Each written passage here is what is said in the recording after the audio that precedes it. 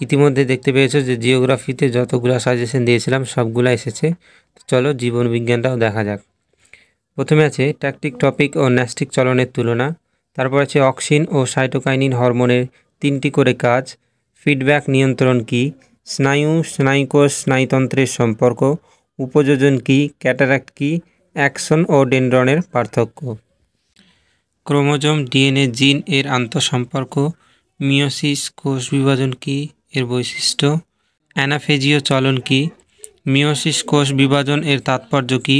যৌন অযৌন জননের পার্থক্য দেখো, মাইক্রোপ্রোপাগেশন কী। এরপর হচ্ছে ডিএনএ আরএনএর পার্থক্য, মিওসিসকে হ্রাস বিভাজন কেন বলা হয়, ক্রসিং ওভার কী, স্বপরাগযোগ ইতর পরাগযোগের সুবিধা অসুবিধা।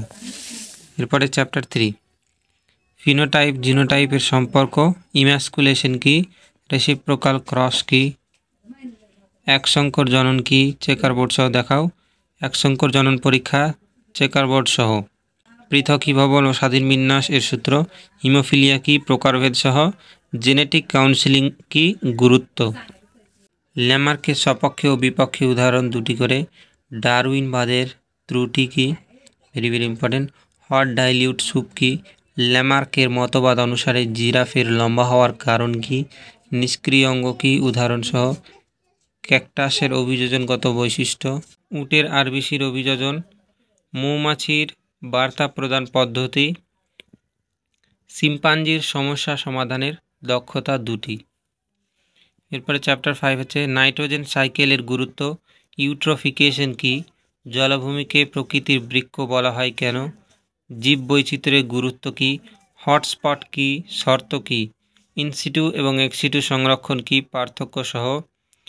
ক্রায়োপ্রিজারভেশন কী, জীববৈচিত্র্য সংরক্ষণে জেএফএম এর ভূমিকা,